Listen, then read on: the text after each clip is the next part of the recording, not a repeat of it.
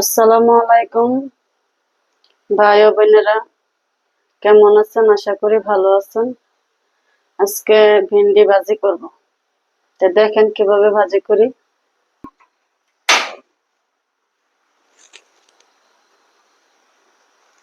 তেল দিয়ে দেই।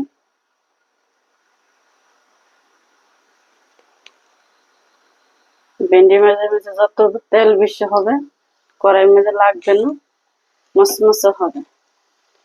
পেঁয়াজ কুচি আর কাঁচামরিচ দুইটা একসাথে দিয়ে দিলাম। পেঁয়াজটা ভাজা করে লই, পরে ভিন্ডি দিব।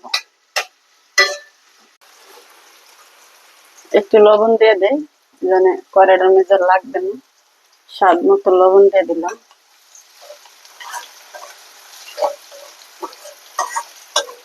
লাল লাল হয়ে গেছে, ভিন্ডি গুলো দিয়ে দিই। ভিন্ডি গুলো একদম কষে ছিল।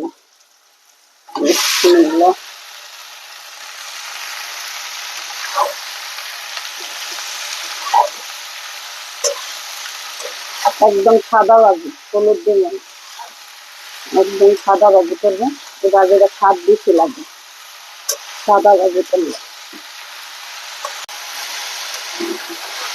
ভাজি নিবে নিবে যাও। ভাজিটা সেই ঝরঝর হয়েছে। ভাজিটা হয়ে গেছে, চুলাটা নিবাই দেয়।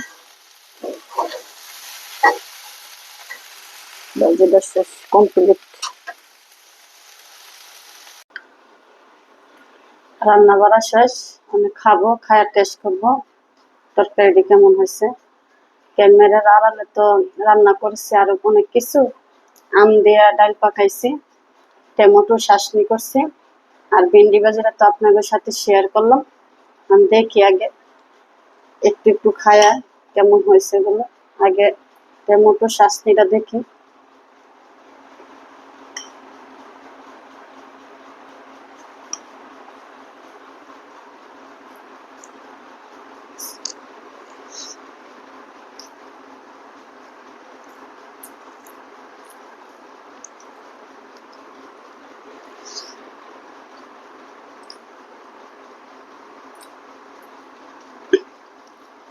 টমেটো চাটনিটা ভালোই হয়েছে, খারাপ হয়নি।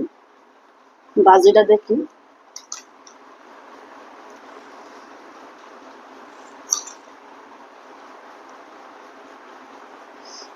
ভাজির সাথে তো আবার ডাল বানাইলে হয় না।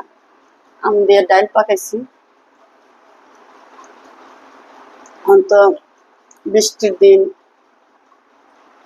পরে আবার আমের সিজন, ডাল তো পাকাইতেই হয়।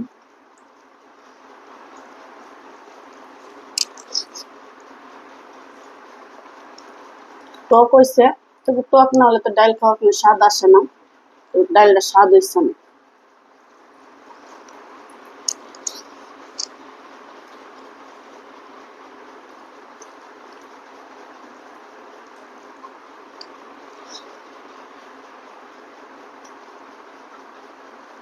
ভিন্ডি ভাজির মধ্যে যত তেল দিব মশমশা বেশি হবে, ভাজিটা স্বাদ লাগবে ভালো। তো আশা করি ভিডিওটা ভালো লাগবে। আমাদের শেয়ার করে দেন, সাবস্ক্রাইব করে দেন, কমেন্ট করে দেন। আর আপনাদের কাছে রিকোয়েস্ট থাকবে, আপনারা আমার পাশে দাঁড়াবেন। পাশে না তো তাকে আনতে তো আমি এগোতে পারবো না। ভালো থাকেন, সুস্থ থাকেন। আল্লাহ হাফেজ। আসসালামু আলাইকুম।